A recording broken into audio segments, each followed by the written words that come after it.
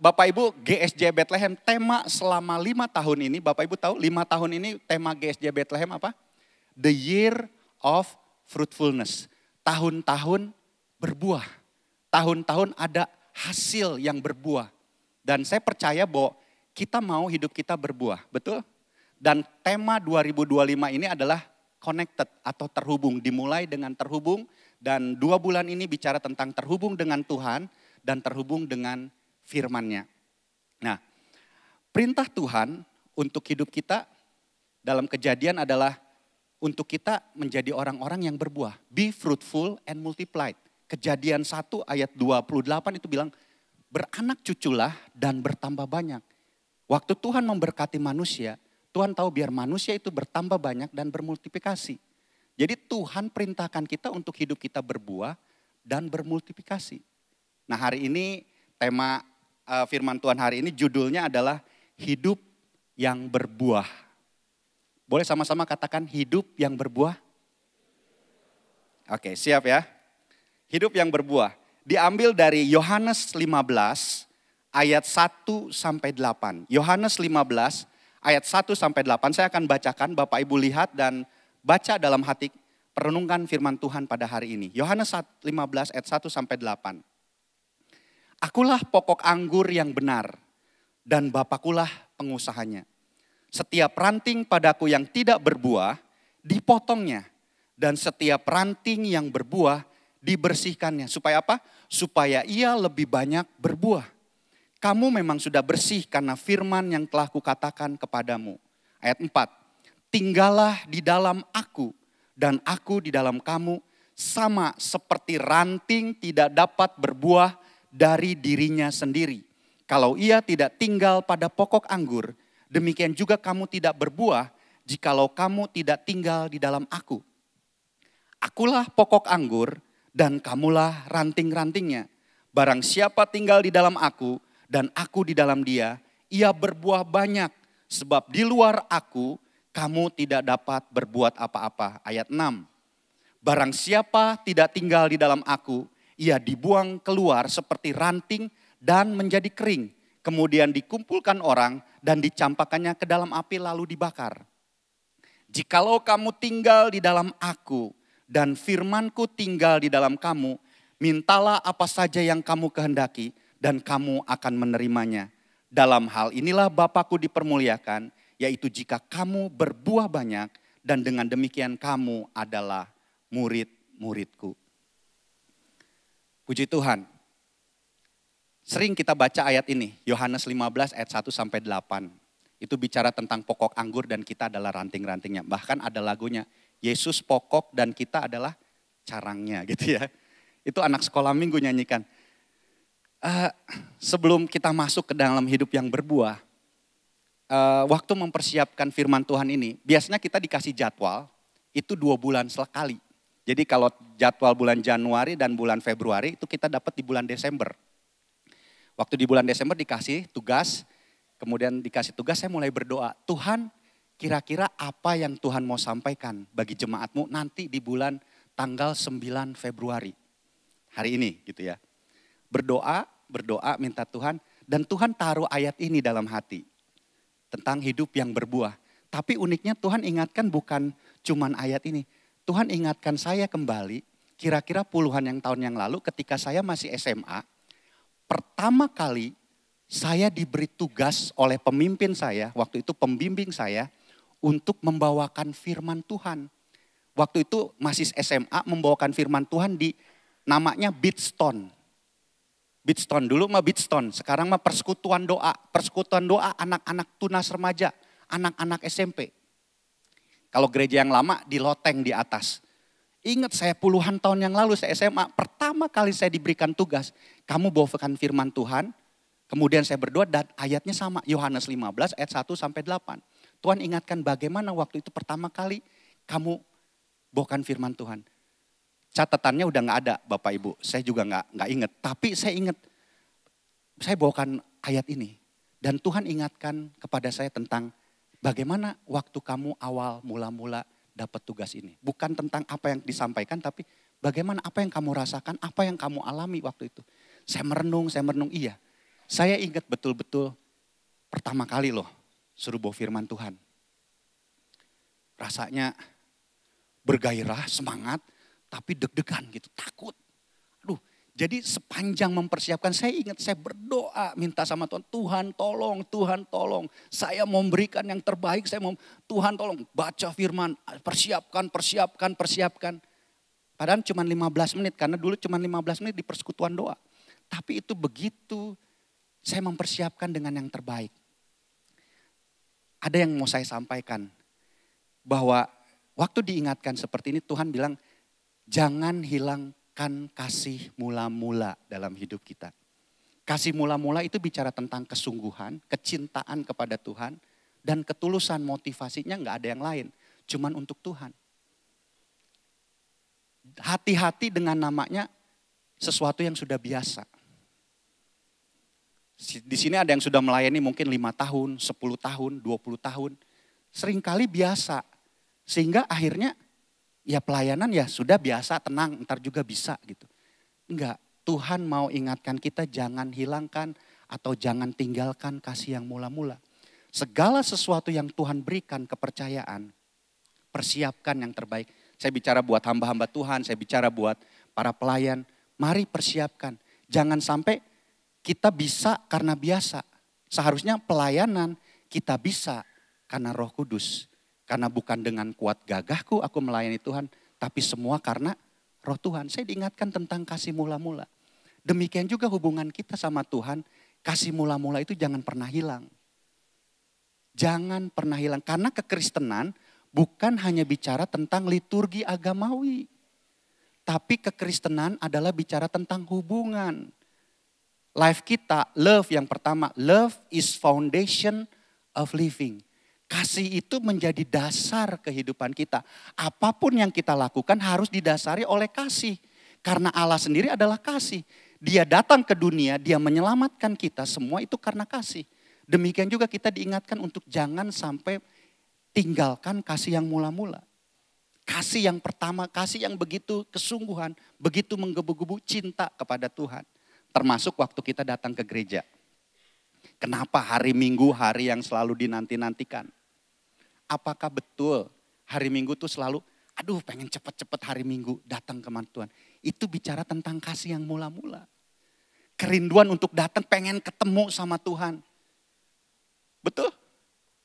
Dalam hari Minggu apakah kita masih sesuatu yang bergairah? Atau karena saya orang Kristen ya mau gak mau hari Minggu datang. Itu namanya Kristennya agamawi. Hanya melakukan liturgi agama.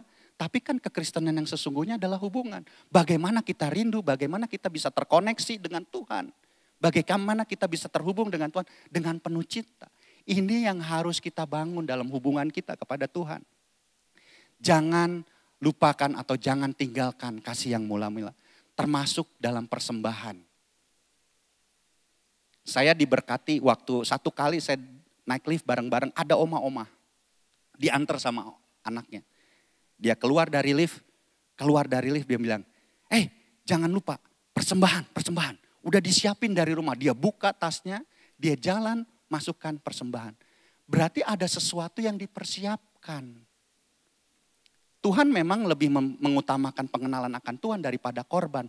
Tapi kalau korban yang dipersembahkan karena pengenalan akan Tuhan, bukankah itu sangat berharga di mata Tuhan? Tuhan bilang jangan sampai kita datang ke rumah Tuhan, tapi hati kita jauh.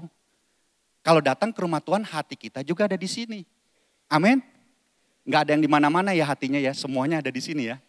Itu adalah kasih yang mula-mula. Saya bersama istri juga bertobat sebetulnya. Banyak pelajaran.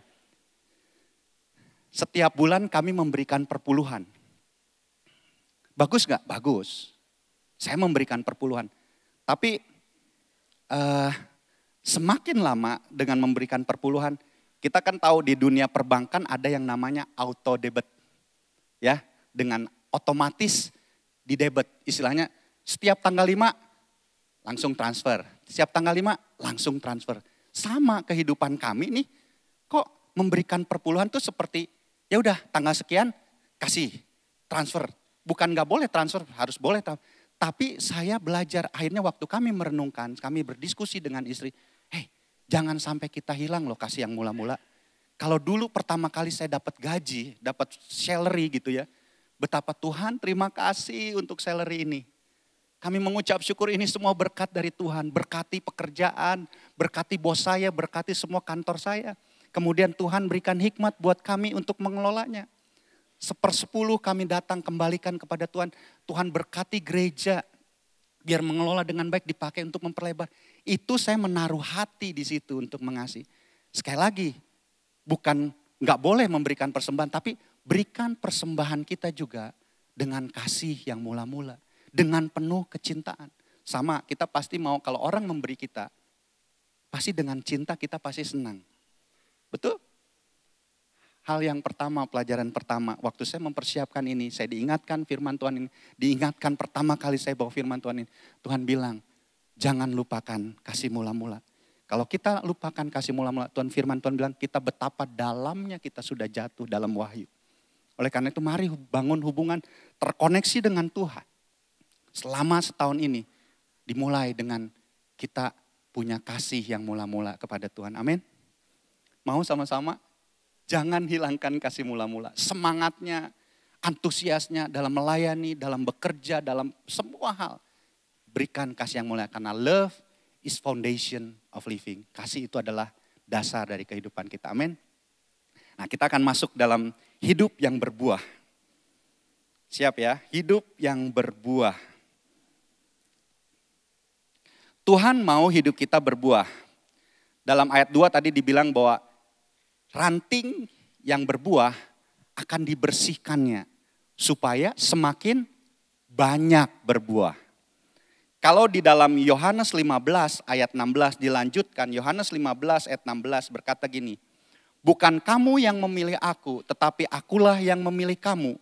Dan aku telah menetapkan kamu supaya kamu pergi dan menghasilkan buah. Dan buahnya itu tetap. Supaya apa yang kamu minta kepada Bapa dalam namaku diberikannya kepadamu.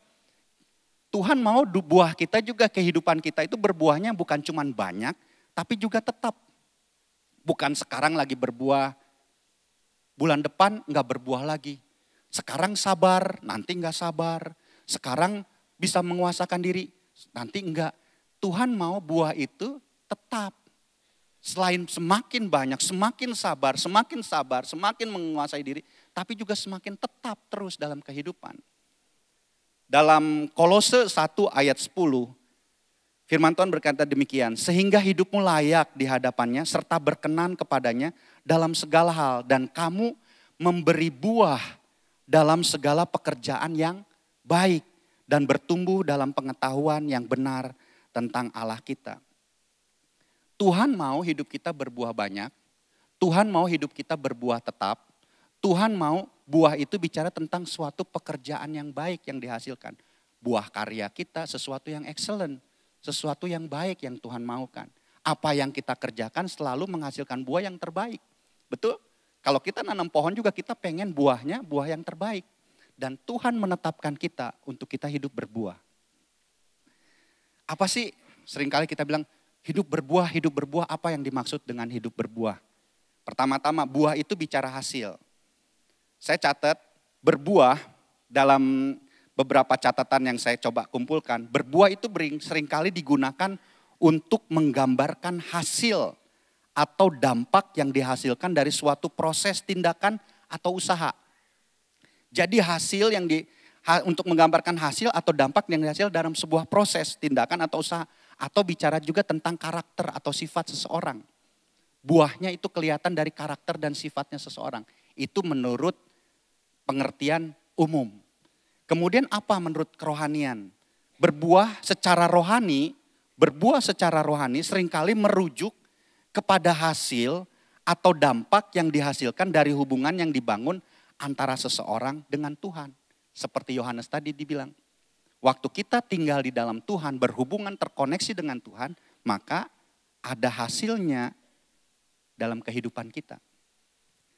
Lanjut ya, berbuah hidup yang berbuah menurut firman Tuhan. Ini, berbuah menurut firman Tuhan. Berbuah hidup berbuah adalah perubahan kehidupan atau transformasi yang menghasilkan kualitas kehidupan sesuai dengan kehendaknya. Apa saja? Ada 3 hal. Yang pertama, menghasilkan karakter ilahi. Yaitu seperti Yesus, hidup yang diubahkan semakin hari semakin serupa dengan Yesus.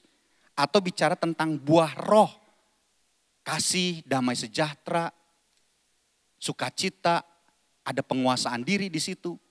Sebagai bukti Roh Kudus bekerja, terkoneksi dengan Tuhan, bekerja di dalam kehidupan seseorang. Buah yang pertama, hidup yang berbuah itu bicara tentang karakter, tentang buah roh dalam hidup kita. Yang semakin serupa dengan Yesus. Kalau dibilang hidup yang berbuah adalah hidup yang semakin hari semakin serupa dengan Yesus. Yang kedua, buah hidup yang berbuah itu bicara juga, hidup yang berbuah itu juga terlihat dalam perbuatan baik tadi dalam Kolose. Perbuatan baik yang dihasilkan, dilakukan untuk memuliakan Tuhan. Segala sesuatu yang kita kerjakan ada hasilnya, ada nyatanya, buahnya. Dan perbuatan baik untuk memuliakan Tuhan. Dan yang ketiga, hidup yang berbuah itu adalah bicara, hidup yang berbuah adalah memimpin orang lain kepada Tuhan. Hendaklah hidupmu berbuah sehingga mereka memuliakan Tuhan. Jadi buah itu bicara orang-orang yang dihasilkan untuk datang kepada Tuhan. Dan itulah hidup yang berbuah. Kalau saya simpulkan, hidup yang berbuah adalah hidup yang terus bertumbuh ke arah Kristus. Diubahkan dan diperbaharui semakin serupa dengan Yesus. Sehingga memberikan dampak yang positif membangun kehidupan orang lain. Inilah yang disebut hidup yang berbuah. Semua mau untuk hidup kita berbuah? Hidup yang diubahkan semakin serupa dengan Yesus. Sehingga hidup kita berdampak positif bagi orang-orang di sekeliling kita. Itu adalah hidup yang berbuah. Setiap kita pasti mau hidup yang berbuah. Nah, dari ayat Yohanes 15 ayat 1 sampai 8 ini ada 4 hal yang akan kita pelajari. Ada 4 hal bagaimana hidup kita bisa menjadi hidup yang berbuah. Ada 4 hal, siap ya? Yang nomor pertama, hidup yang berbuah atau bagaimana hidup yang berbuah. Yang pertama, saya tulis ini adalah saya adalah ranting. Boleh katakan saya adalah ranting? Firman Tuhan berkata, Yohanes tadi kita baca 15 ayat 4 dan 5, yang merahnya aja. Tinggallah di dalam aku dan aku di dalam kamu, sama seperti ranting. Saya ini ranting tidak dapat berbuah dari dirinya sendiri. Yang ayat kelima, akulah pokok anggur, Yesus bilang, dan kamulah ranting-rantingnya. Saya adalah ranting-rantingnya. Ayat kelima, sebab di luar aku kamu tidak dapat berbuat apa-apa. Ranting di luar pokoknya gak bisa berbuat apa-apa. Yang pertama bicara tentang saya adalah ranting. Bapak, ibu, saudara dan saya adalah ranting.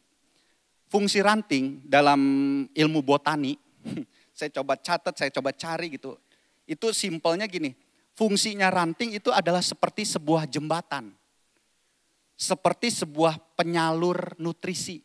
Jadi ranting itu fungsinya menyalurkan nutrisi, makanan atau air dari pokoknya, disalurkan kepada daun, kemudian ada proses berikutnya, fotosintesa dan segala macam proses, dan akhirnya menghasilkan pluk, buah. Jadi fungsinya ranting itu seperti menyalurkan jembatan, menyalurkan nutrisi dari pokok kepada proses berikutnya akhirnya menjadi buah. Dan tahu nggak bahwa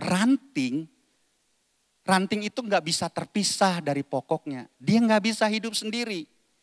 Kalau dia terpisah, maka dibilang dia kering dan akhirnya mati. Tadi kita sudah baca bahwa tidak bisa berbuat apa-apa. Ranting tidak dapat menghasilkan buah dengan sendirinya. Ranting nggak bisa berdiri sendiri. Kalau boleh dibilang ranting itu lemah, nggak kuat. Saya nggak bawa ranting, tapi Bapak Ibu bisa imajinasikan tentang ranting. Kalau ranting terputus dari pohon, apa yang dia kering dan mudah dipatahkan. Betul? Sekali lagi ranting itu lemah. Ranting itu nggak bisa menghasilkan apa-apa kalau dia tidak melekat sama pokoknya. Apa yang kita pelajari dari bilang bahwa saya ini ranting. Sama seperti kita manusia yang adalah ranting. Kita tidak akan bisa berbuat apa-apa kalau kita terpisah dari Tuhan sebagai sumber kehidupan kita. Oleh karena itu, waktu kita mengerti Waktu kita mengerti bahwa saya ini ranting loh Tuhan. Apa namanya? Kita perlu yang namanya kerendahan hati. Kita perlu yang namanya jangan sombong. Karena ranting gak bisa menghasilkan buahnya sendiri. Dan kita diungkapkan di sini adalah kita ini adalah ranting. Harus punya kerendahan hati. Hidup yang berbuah dimulai dari kerendahan hati. Karena biasanya orang yang sombong gak pernah mau berubah. Bukan gak pernah mau berbuah. Iya sama, gak pernah mau berubah dan gak pernah mau berbuah. Karena orang yang sombong. Karena apa? Merasa udah bisa semuanya. Gak pernah mau berubah. Firman Tuhan bilang jangan sombong. Saya dan Bapak Ibu adalah ranting. Manusia jangan sombong. Kepandaianmu, kemampuanmu, kekuatanmu, kekayaanmu, kesehatanmu, bahkan nafasmu, dan semua yang baik itu berasal dari Tuhan. Kita nggak bisa apa-apa kalau semuanya Tuhan tarik, nggak bisa. Waktu manusia bilang saya nggak perlu Tuhan, waktu mereka keluar dari sumbernya, dibilang manusia akan kering dan akhirnya mati. Sama seperti ranting. Waktu kita mengerti tentang prinsip ini, bahwa kita ada ranting, perlu kerendahan hati, jangan sombong. Apa yang firman Tuhan katakan tentang manusia jangan sombong? Yeremia 9 ayat 23. Yeremia 9 ayat 23. Beginilah firman Tuhan. Janganlah orang bijaksana bermegah karena kebijaksanaannya.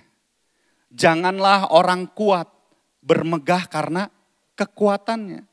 Janganlah orang kaya bermegah karena kekayaannya. Ini firman Tuhan, beginilah firman Tuhan. Orang bijaksana jangan bermegah karena kebijaksanaannya. Orang pinter jangan sombong dengan kepintarannya. Banyak orang merasa paling pinter. Pendidikannya tinggi. S1 sudah lulus cum laude. S2 master juga lulus cum laude. S3 lulus juga jadi doktor atau PhD. Lulus juga dengan nilai terbaik. Kalau ada S4, S5 mungkin dia akan terus. Jangan merasa sombong dengan kepintaran. Firman Tuhan bilang orang yang bijaksana janganlah sombong. Jangan bermegah dengan kebijaksanaannya. Seringkali karena kita sudah merasa paling pinter. Yang tadi dibilang, kita gak mau dengar lagi kata orang lain. Atau gak pernah mau terima ide orang lain. Seharusnya kan kita menjadi orang yang mau belajar dan diajar setiap kali, betul gak? Kalau orang merasa udah paling bisa, udah paling senior, berpengalaman, yang tadi udah terlalu biasa melakukan semuanya. Saya udah biasa sambil merem juga saya pelayanan udah bisa. Merasa seperti itu akhirnya dia meninggalkan, dia akhirnya berdiri dalam satu titik, dia menjadi sombong. Sekali lagi firman Tuhan bilang jangan sombong. Orang yang bijaksana janganlah bermegah dalam kebijaksanaannya. Seringkali jangan merendahkan orang. Kalau kita lebih pintar jangan merendahkan orang. Seringkali kita belajar kesederhanaan dari orang-orang yang sederhana. Kalau kita dikasih kepintaran, jangan untuk menyombongkan diri. Jangan menganggap dirimu bijak. Karena apa? Kepintaran kita juga semuanya berasal dari Tuhan. Buka Amsal 2 ayat 6. Amsal 2 ayat 6. Ini yang saya pegang selama saya sekolah, kuliah. Karena Tuhanlah yang memberikan hikmat, dari mulutnya datang pengetahuan dan kepandaian. Kepintaran kita, kepandaian kita, hikmat kita datangnya dari mulut Tuhan. Kalau kita kurang hikmat, firman Tuhan bilang mintalah maka dia akan memberikan hikmat. Jadi jangan sombong kalau kita pinter. Bukan gak boleh pinter ya, jangan sombong. Yang kedua, orang yang kuat janganlah bermegah dalam kekuatannya. Kalau kita kuat hari ini, kalau kita punya jabatan tinggi, punya power yang tinggi. Firman Tuhan bilang, jangan untuk menindas orang-orang yang lemah. Kalau kita punya jabatan tinggi sebagai pimpinan, jangan menekan bawahan kita. Jangan sombong, jangan bermegah dengan kekuatan kita. Karena firman Tuhan dalam Roma 15 ayat 1. Seharusnya orang yang kuat bilang gini, kita yang kuat wajib menanggung kelemahan orang yang tidak kuat. Dan jangan kita mencari kesenangan kita sendiri. Kalau kita diberikan jabatan tinggi, kalau kita diberikan kuasa atau power, seharusnya kita menanggung orang yang lemah. Dan jangan, gunakanlah kekuatan kita, power itu bukan untuk kesenangan diri, tapi bagaimana bisa membangun kehidupan orang-orang di sekeliling kita. Firman Tuhan, orang kuat, janganlah engkau bermegah dengan kekuatanmu. Karena apa? Kekuatan juga datangnya dari Tuhan. Filipi 4 ayat 13. Segala perkara dapat kutanggung di dalam Dia yang memberikan kekuatan kepadaku. Kekuatan kita dari siapa? Dari Tuhan. Apa yang kita hadapi, apa yang kita alami, kekuatan kita datangnya dari Tuhan. Dan dikatakan juga jangan sombong apa kekayaan. Orang kaya, janganlah orang kaya bermegah karena kekayaannya. Kalau kita diberkati dengan harta melimpah, diberikan kekayaan oleh Tuhan, pakai kekayaan itu untuk membangun hidup orang. Jangan pakai kekayaan itu untuk hal yang tidak benar. Untuk mementingkan sendiri atau mengambil keuntungan bagi diri sendiri, memperkaya diri terus dalam kehidupan. Ingatlah Tuhan juga yang memberikan kekayaan buat kita. Kita buka Ulangan 8 ayat 17 sampai 18. Banyak baca firman Tuhan karena memang hari ini adalah firman Tuhan. Oke? Ulangan 8 ayat 17 sampai 18. Maka janganlah kau katakan dalam hatimu, kekuasaanku dan kekuatan tangankulah yang membuat aku memperoleh kekayaan ini. Ayat 18. Tetapi haruslah engkau ingat kepada Tuhan Allahmu, sebab Dialah yang memberikan kepadamu kekuatan untuk memperoleh kekayaan dengan maksud meneguhkan perjanjian yang diikrarkannya dengan sumpah kepada nenek moyangmu seperti sekarang ini. Ingat, kekayaan itu karena Tuhan yang memberikan kekuatan. Kalau kita sakit, nafasnya dicabut sama Tuhan, bisa? Enggak bisa. Kekuatan, hikmat, semuanya berasal dari Tuhan sehingga kita bisa memperoleh kekayaan. 1 Timotius 6 ayat 17. Peringatkanlah kepada orang-orang kaya di dunia ini agar mereka jangan tinggi hati dan jangan berharap kepada sesuatu yang tak tentu seperti kekayaan. Melainkan pada Allah dan dalam kekayaannya memberikan kepada kita segala sesuatu untuk dinikmati. Jadi sekali lagi jangan sombong. Kepintaran kita, kekuatan kita, kekayaan kita, semuanya dari sumbernya. Kita ini hanya ranting. Kita ini hanya ranting. Tapi apakah kita nggak boleh kaya? Apakah kita nggak boleh kuat? Apakah kita nggak boleh pinter? Firman Tuhan, buah-buah itu adalah salah satunya itu. Kekuatan, kekayaan, semua itu Tuhan siapkan. Tapi intinya, waktu kita merendahkan, kita sadar kita ini ranting. Kekuatan saya, kepintaran saya, kekayaan saya itu semua karena saya melekat sama pokoknya, sumbernya. Tuhanlah yang memberikan segala sesuatunya. Jadi boleh semuanya itu, tapi ingat, jangan memegahkan dengan apa yang ada pada kita. Jangan sombong. Hidup yang sederhana, saya coba renungkan hidup yang sederhana, adalah hidup di mana kita jangan merendahkan orang lain. Kita memandang orang seperti Tuhan memandang kita manusia. Apa yang dilihat Tuhan sama kita? Engkau berharga di mataku, engkau mulia, dan aku ini mengasihi engkau. Itu firman Tuhan. Jadi mau posisi apapun kita, mandang orang, hidup yang sederhana adalah bagaimana kita melihat orang seperti Tuhan memandang. Tidak pernah merendahkan orang. Menghargai orang. Dan yang kedua, hidup yang sederhana. Enggak cari muka. Kalau cari muka nanti kita akan capek sendiri. Karena kita akan terikat dengan orang yang kita cari mukanya nanti. Simple life, hidup yang sederhana adalah jangan merendahkan orang lain dan taruh harapmu kepada Tuhan. Berbahagialah orang yang menaruh harapnya kepada Tuhan. Bukan kepada manusia ataupun pada kekuatannya. Jadi mari sama-sama yang pertama untuk hidup kita berbuah. Firman Tuhan bilang kita adalah ranting. Punya kerendahan hati, jangan sombong. Setuju? Yang kedua, cepat.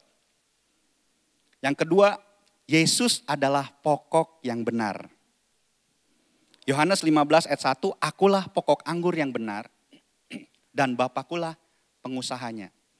Jadi ada pokok anggur yang benar, ada pokok anggur yang gak benar. Ada sumber yang baik, ada sumber yang gak baik. Ada mata air yang bersih, ada mata air juga yang kotor. Kalau mau berbuah anggur, nempellah kepada pokok anggur. Jangan kepada buah mangga, gak akan hasilkan anggur. Jadi istilahnya ada yang gak benar. Hati-hati, hanya Yesuslah, pastikan Yesus menjadi sumber kehidupan kita yang benar. Menjadi pokok anggur yang benar, karena itu akan mengalirkan kehidupan kita. Karena firman Tuhan bilang, kita akan menjadi siapa yang kita sembah. Kita akan menjadi siapa yang menjadi utama dalam hidup kita. Kita akan menjadi siapa yang menjadi sumbernya, menjadi pokoknya. Kita akan menjadi siapa yang menjadi nomor satu dalam hidup kita. Kita akan menjadi seperti apa yang menjadi Tuhan kita. Kalau Yesus menjadi pokok anggur yang benar dalam hidup kita, maka kita akan menjadi serupa seperti Yesus. Hati-hati dengan dunia saat ini. Dengan media sosial yang terbuka. Anak-anak muda seringkali diberikan pengajaran-pengajaran yang seringkali tidak sesuai dengan firman Tuhan. Itu bukan pokok anggur yang benar. Tapi harus kita pastikan bahwa hanya Yesuslah pokok anggur yang benar. Keselamatan hanya di dalam Yesus. Tuhan Yesus adalah satu-satunya Tuhan, tidak ada yang lain. Pastikan bahwa hanya Yesus menjadi pokok anggur yang benar. Ini firman Tuhan. Yesuslah, akulah pokok anggur yang benar. Karena itu, bagaimana kita terkoneksi dengan pokoknya, itu yang akan menentukan. Pastikan kita terkoneksi dengan Yesus. Firman Tuhan dalam Filipi 4 ayat 8 bilang gini, semua yang mulia, semua yang adil, semua yang suci, semua yang manis, semua yang sedap didengar, semua yang kebajikan dan yang patut dipuji, pikirkanlah semua itu. Masukkan semua itu sehingga akhirnya kita sebagai ranting akan mengalirkan. Keluar juga apa yang mulia, keluar juga apa yang kudus, keluar juga apa yang suci, keluar juga apa yang patut dipuji. Dan semua itu ada di dalam Yesus. Pastikan Yesus menjadi pokok anggur yang benar dan kita ada di situ. Hati-hati, banyak yang tidak benar. Oleh karena itu kenapa kita mesti terkoneksi dengan Tuhan dan firman. Ini yang mengajarkan. Yang kedua adalah Yesus adalah pokok anggur yang benar. Yang ketiga, lanjut cepat. Yang ketiga, terhubung erat dengan Tuhan. Baca lagi ya, ayat 4 dan 7. Tinggallah di dalam aku dan aku di dalam kamu. Sama seperti ranting tidak dapat berbuah dari dirinya sendiri kalau ia tidak tinggal pada pokok anggur. Demikian juga kamu tidak berbuah jikalau kamu tidak tinggal di dalam aku. Jikalau kamu tinggal di dalam aku dan firmanku tinggal di dalam kamu, mintalah apa saja yang kamu kehendaki dan kamu akan menerimanya. Terkoneksi dengan Tuhan. Tema 2 bulan ini terkoneksi. Connected with God and with His word. Terkoneksi dengan Tuhan dan terkoneksi dengan firman-Nya. Untuk dapat berbuah, hidup yang dapat berbuah yang tadi menghasilkan karakter ilahi, perbuatan baik, membawa orang kepada Kristus. Itu hanya bisa dilakukan waktu kita terhubung dengan Tuhan sebagai sumber. Buah-buah roh akan nyata kalau kita terhubung sama Roh Kudus. Setuju? Dia akan mengerjakan dalam hidup kita, mengalirkan itu keluar dalam kehidupan kita. Ada kemurahan, ada kesabaran kalau kita terkoneksi dengan Tuhan. Roh Kudus adalah roh kebenaran. Dia yang akan bisa memampukan kita untuk hidup benar. Kita nggak akan pernah bisa hidup benar tanpa kita terkoneksi dengan Roh Kudus yang adalah Roh Kudus, yang roh kebenaran yang membawa kita pada kebenaran. Roh Kudus adalah roh terang itu yang membuat hidup kita bisa hidup dalam terang. Roh Kudus adalah roh yang kudus yang memberikan hidup kita kemampuan untuk hidup dalam kekudusan. Dan sekali lagi, waktu kita juga terkoneksi dengan firman, maka firman Tuhan juga itu akan menolong kita. Kita buka dalam 2 Timotius 3 ayat 15 sampai 17. Waktu kita terkoneksi dengan firman Tuhan demikian.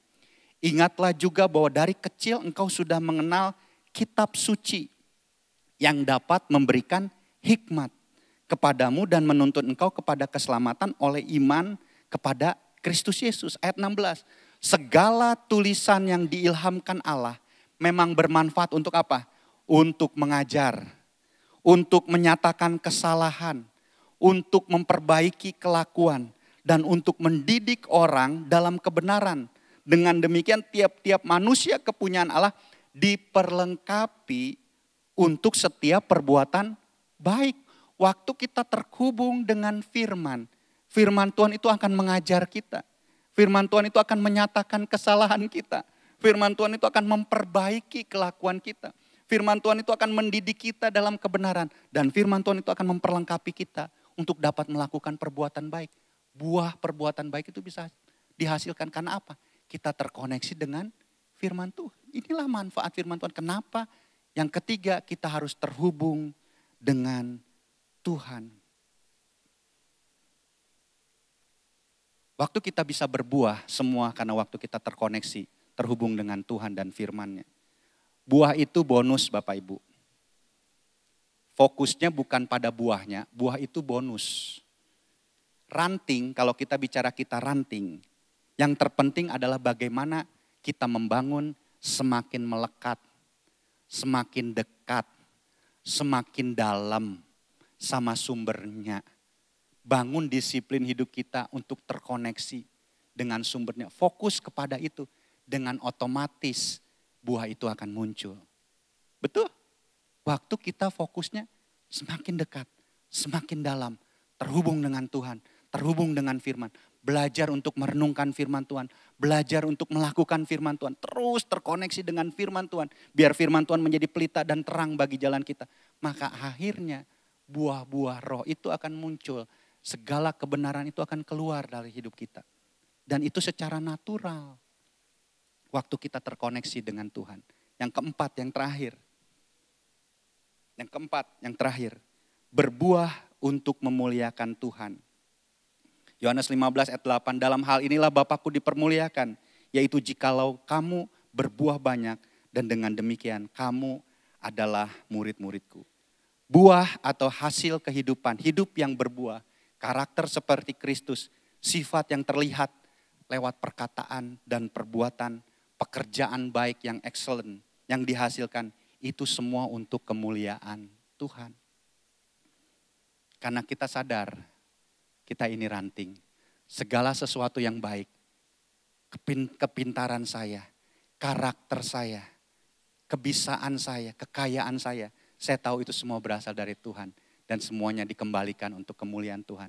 Orang bisa melihat Yesus melalui hidup kita. Sehingga nama Tuhan dipermuliakan. Sekali lagi, ujung-ujungnya adalah membawa orang untuk bisa mengenal Tuhan. Saya akan tutup dengan ayat yang jadi favorit hidup saya juga. Matius 5 ayat 16, saya undang para pemain musik. Matius 5 ayat 16. Demikianlah hendaknya terangmu bercahaya di depan orang, supaya mereka melihat perbuatanmu yang baik dan memuliakan Bapamu yang di sorga. Hidup yang berbuah, tujuannya membawa orang yang melihat perbuatanmu yang baik, yang melihat hidupmu yang berbuah, yang melihat hubungan keluargamu yang baik sesuai firman Tuhan, yang melihat pekerjaanmu yang baik, yang melihat perkataanmu, perbuatanmu sesuai dengan firman Tuhan. Yang melihat buah-buah roh nyata. Secara natural buah itu akan terlihat. Gak usah ditutup-tutupin, buah itu akan terlihat. Firman Tuhan bilang, iya, biar perbuatan baik itu dilihat orang. Bukan kita show off ya. Karena secara natural waktu kita dekat, melekat sama Tuhan, buah roh itu, buah kehidupan itu akan muncul. Orang akan melihat. Tapi jangan stop sampai melihat orang melihat perbuatanmu yang baik, perbuatanmu yang oke, prestasimu yang tinggi. Jangan stop sampai di situ. Karena kalau kita stop sampai di situ, kita kayak lagi di ujung jurang nih. Kita bisa jatuh sombong. Tapi kalau kita mengerti kita ini ranting, kita akan tahu kenapa saya berhasil, kenapa saya bisa, kenapa saya dikasih kepintaran, kenapa Tuhan kasih ini semua dari Tuhan. Ujungnya adalah membawa orang untuk bisa mengenal Tuhan. Memuliakan Bapa di sorga. Pekerjaan kita, hidup yang berbuah untuk memuliakan Tuhan. Orang yang melihat perbuatan baik kita, mereka juga akan datang untuk memuliakan nama Tuhan. Amin. Dan ini yang kita mau bangun. The year of fruitfulness. Tahun-tahun berbuah ini akan terjadi dalam hidupkan saya dan saudara. Amin. Amin. Dimulai terkoneksi dengan Tuhan, terkoneksi dengan firman. Hari ini kita belajar 4 hal. Kita ini ranting. Rendah hati, jangan sombong. Yesus adalah pokok anggur yang benar. Pastikan hanya Yesus yang menjadi sumber. Hati-hati dengan sumber yang lain. Yang ketiga, terhubung dengan Tuhan dan firman-Nya. Fokus adalah membangun hubungan yang lebih dalam. Mengalami Tuhan setiap hari. Dan yang keempat, hidup yang berbuah adalah untuk memuliakan nama Tuhan. Amin. Mari saya undang kita bangkit berdiri, kita renungkan firman Tuhan ini. Terima kasih Tuhan.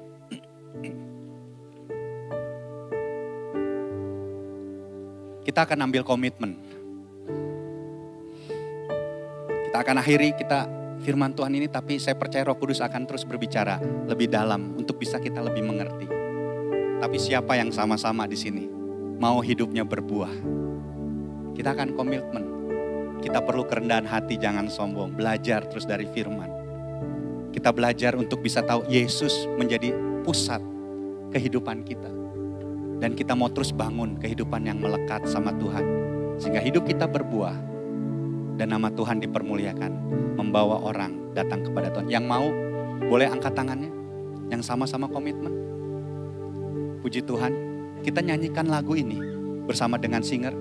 Sebagai komitmen kita, sebagai doa kita kepada Tuhan. Amin. Mari sama-sama kita nyanyikan lagu ini. Terima kasih Tuhan. Terima kasih Tuhan. Haleluya. Bapa kau setia, takkan meninggalkan,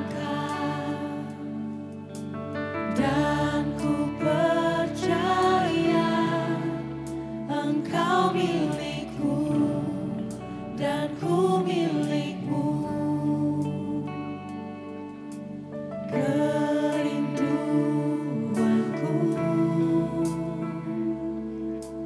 tinggikan namamu,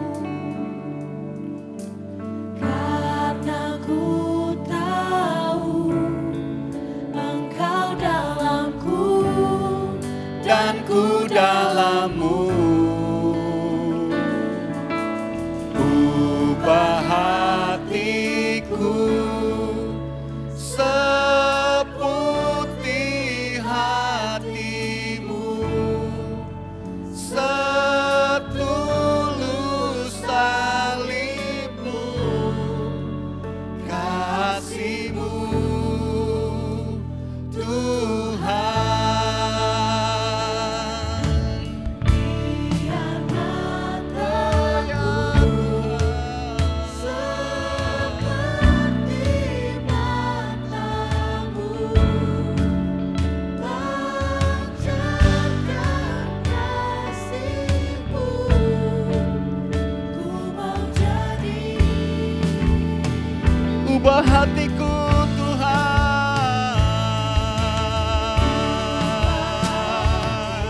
Ini doa kami Tuhan. Ini kerinduan kami kepadamu Tuhan. Karena kami tahu Engkau mau hidup kami berbuah Tuhan. Oleh karena itu kami mau tinggal di dalam Engkau dan Engkau di dalam kami. Terima kasih Tuhan. Haleluya. Kasih-Mu. Kasih-Mu Tuhan.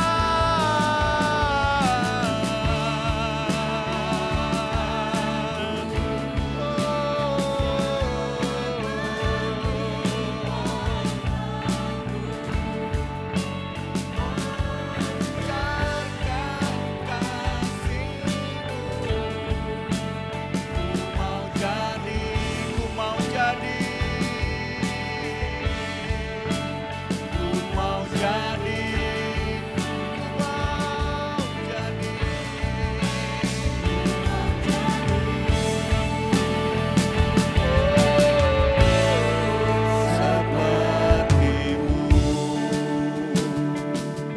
ini adalah doa kami. Komitmen kami kepada Tuhan. Kami mau tinggal di dalam Engkau dan Engkau di dalam kami. Kamu mau tinggal di dalam firman-Mu dan firman-Mu tinggal di dalam kami. Seperti pohon yang ditanam di tepi aliran air yang akan terus menghasilkan buahnya pada musimnya. Yang daunnya tidak akan pernah layu. Apa saja yang dikerjakannya dibuat Tuhan berhasil. Demikianlah orang-orang yang kesukaannya adalah merenungkan firman Tuhan siang dan malam. Oleh karena itu Tuhan, biar kami tinggal di dalam Engkau. Ini menjadi komitmen kami kepada Tuhan. Kami mau lebih dalam untuk mengenal Engkau. Kami mau lebih dalam untuk punya hubungan dengan Tuhan. Sehingga hidup yang berbuah itu akan menjadi bagian dalam hidup kami. Secara pribadi, dalam keluarga, dalam pelayanan, dalam pekerjaan. Hidup yang berbuah-buah itu akan terus muncul dalam hidup kami. Sehingga sungguh-sungguh nama Tuhan dipermuliakan dan akan membawa banyak orang datang kepada Tuhan. Inilah doa kami. Kuatkan kami Roh Kudus. Tolong kami Roh Kudus untuk dapat melakukan kehidupan firman-Mu dalam hidup kami. Terima kasih Tuhan. Haleluya.